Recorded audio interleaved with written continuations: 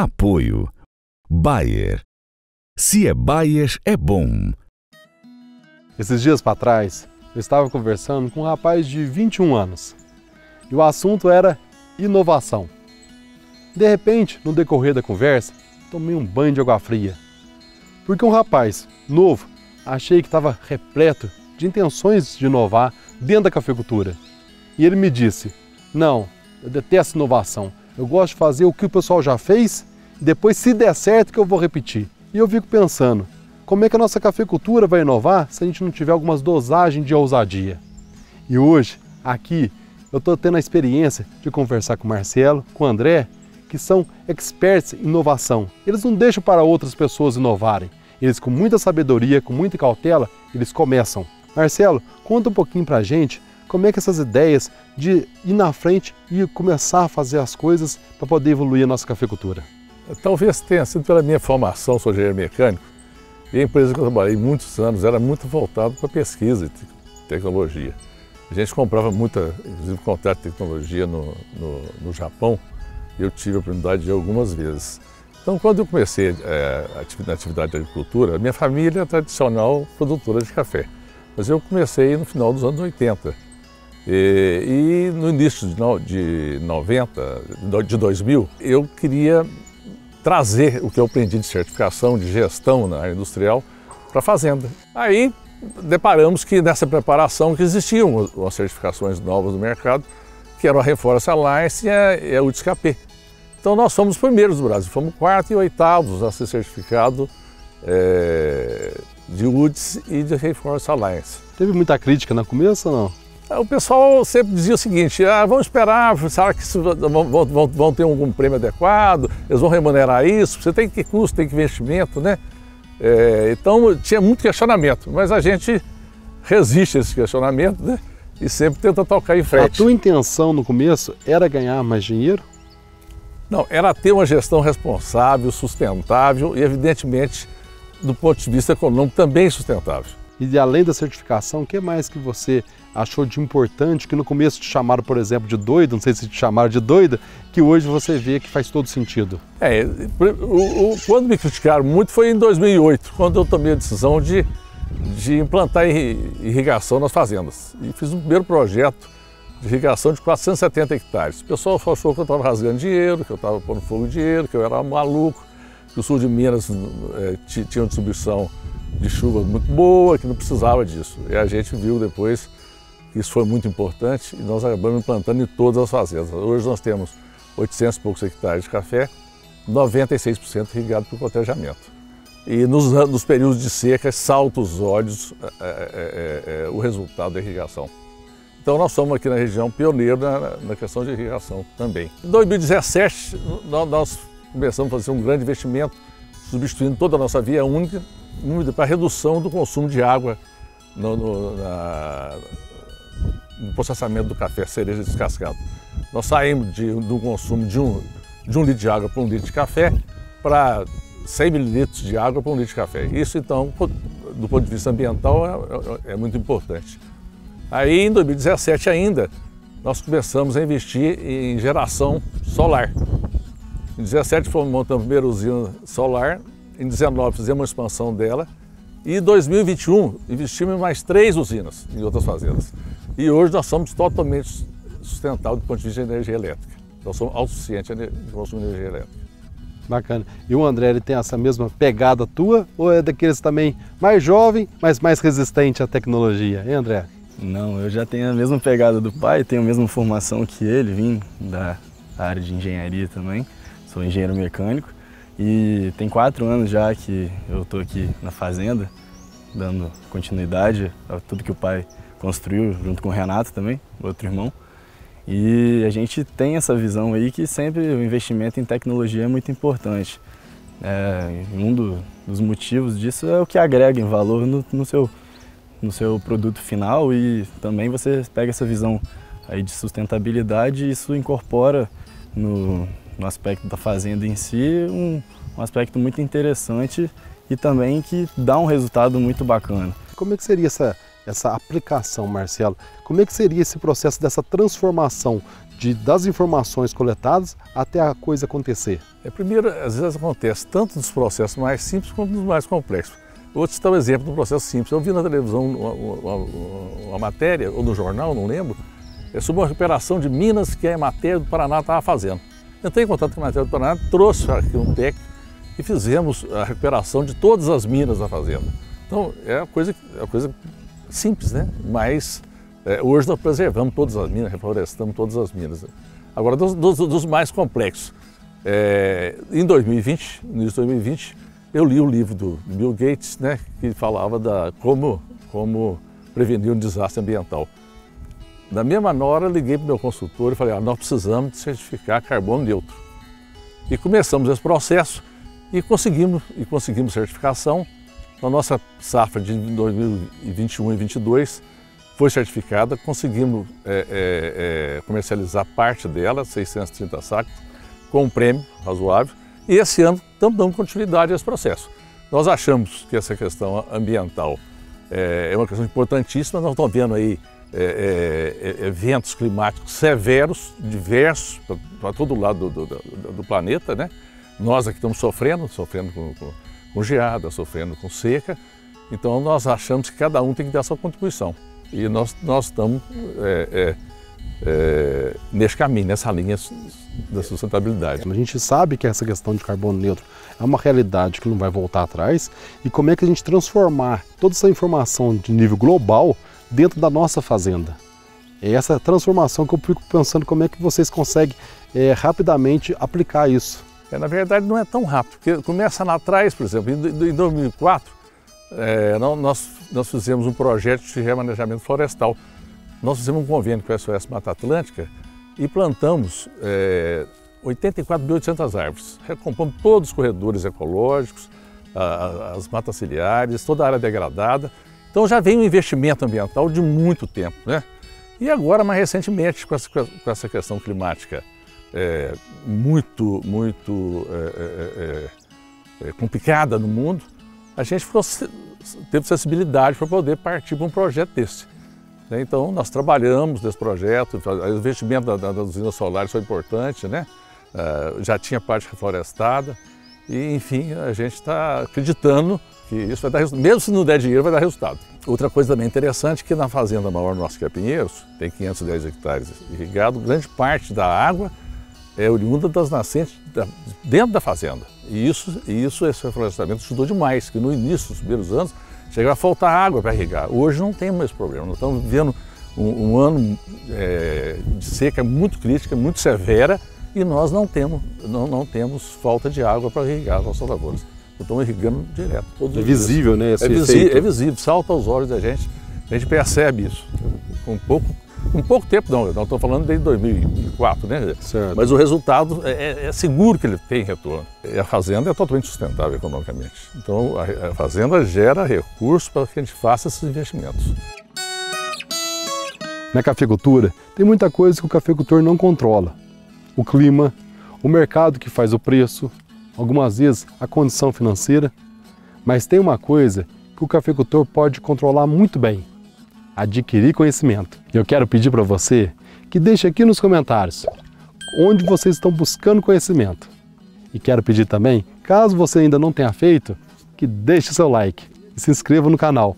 Assim, o nosso canal vai levar mais conhecimento para mais cafeicultores. Agora nós estamos na lavoura com o Saulinho, que é o responsável técnico pela fazenda. Saulinho, todo esse manejo, né, voltado à sustentabilidade, como é que isso reflete na lavoura de café em relação à produtividade? Então, Gustavo, isso aqui a gente começou a fazer por necessidade, não por modismo nem nada. Porque aqui a primeira coisa que a gente fez foi um diagnóstico para entender quais eram os gargalos da propriedade.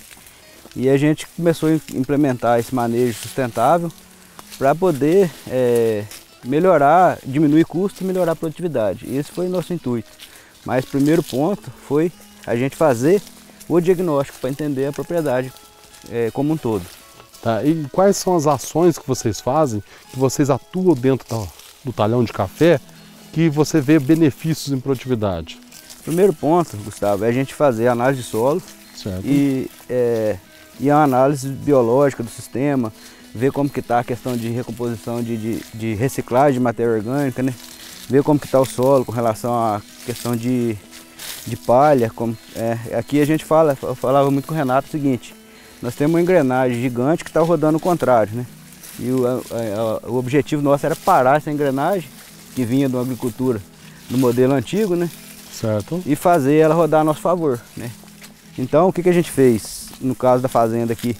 Nós colocamos planta de cobertura, no caso nós optamos pela braquiária rusiziense, pelo fato de incorporar carbono muito mais rápido no sistema para a gente, né?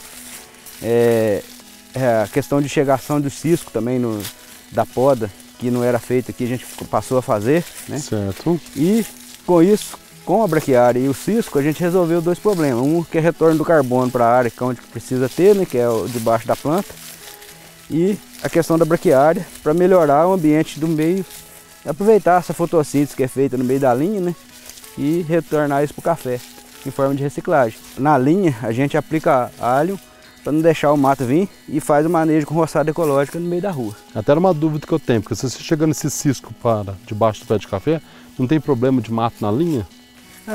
Aí, no caso, pelo cisco, a gente tem uns trabalhos de cana, onde até 12 toneladas de matéria seca por hectare foi aplicado alho e ele funciona perfeitamente. Então o cisco do café e a matéria que é voltada para lá, a gente aplicando em cima, não tendo mato verde, funciona perfeito.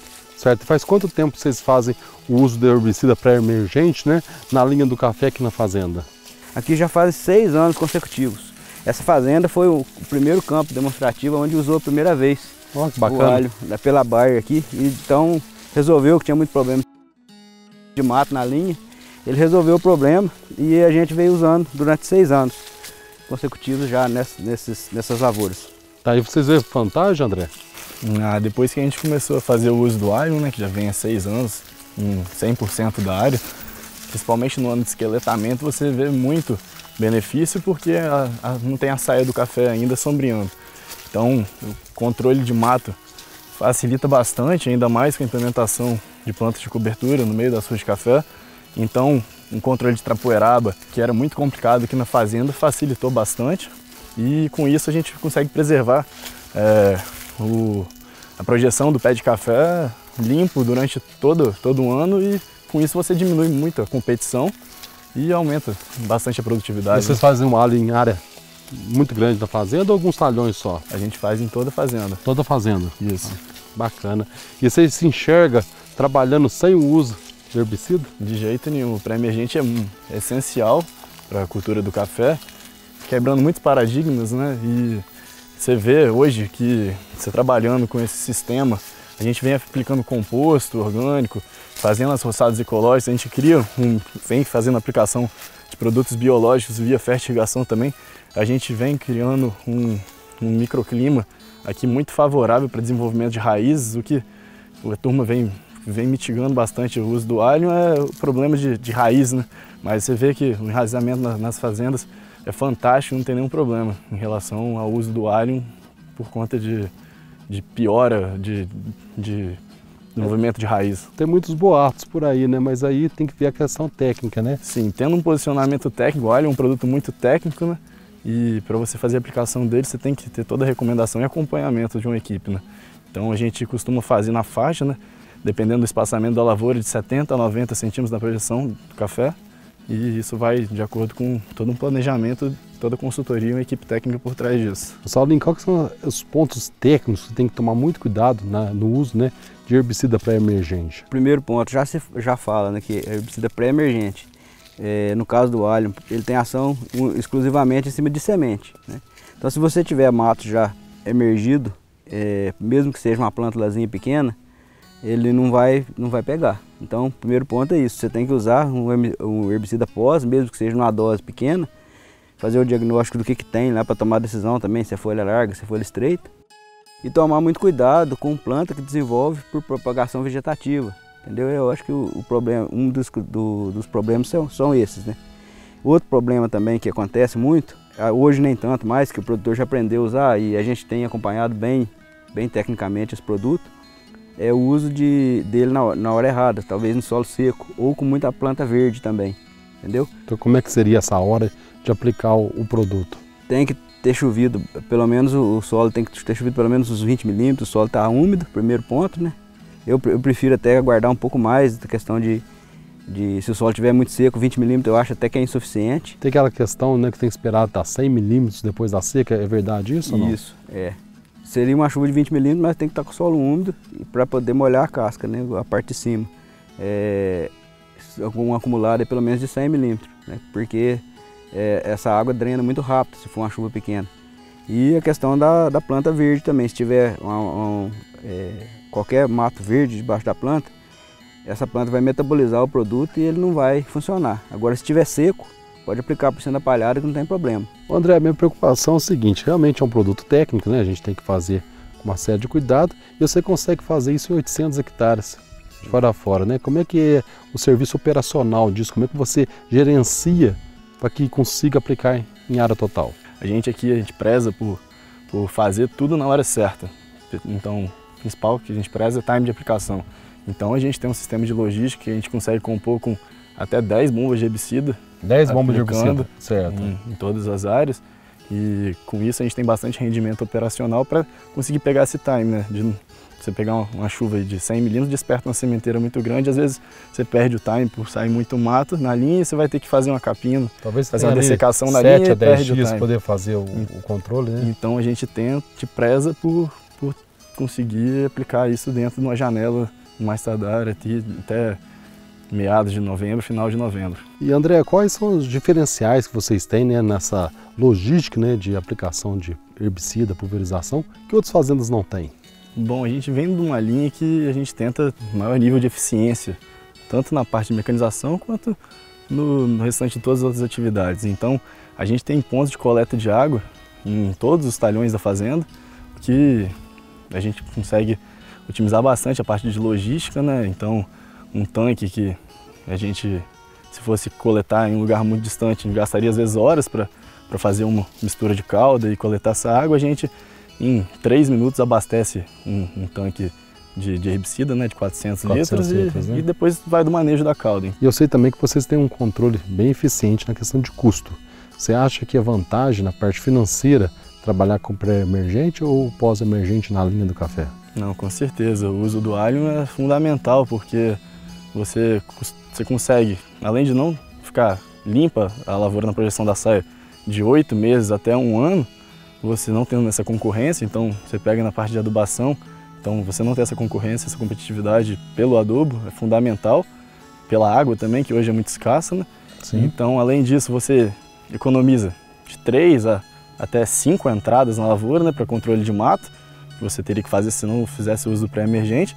Com isso você reduz seu consumo de óleo diesel, né, menos entradas na lavoura, menos compactação e também menos mão de obra, né, para retirar de um cipó uma eventual planta daninha que vira a competir com o café. Bacana.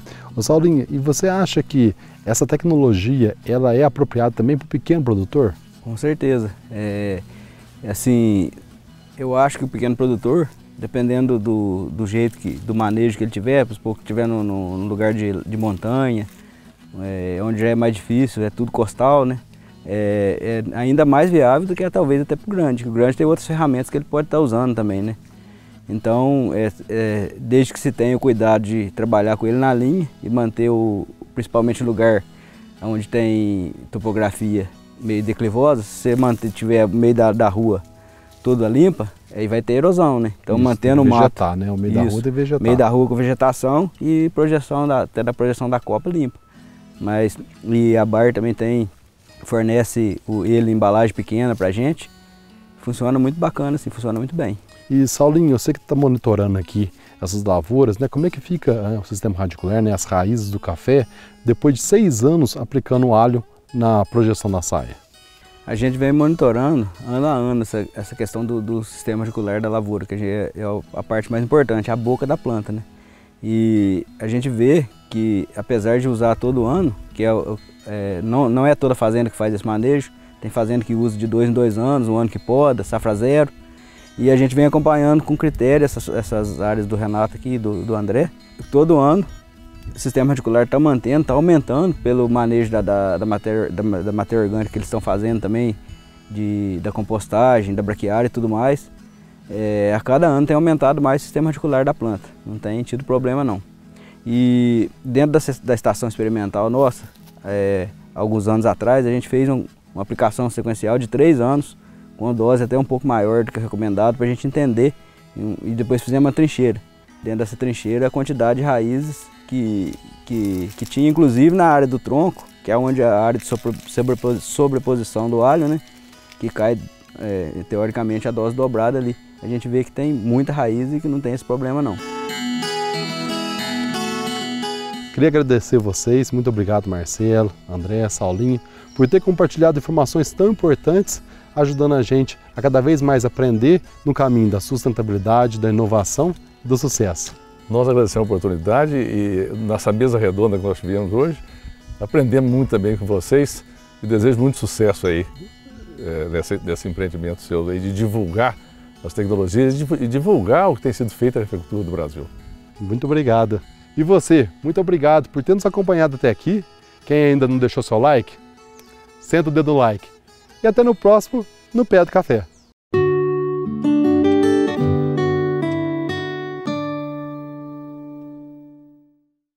Apoio Bayer. Se é Bayer, é bom.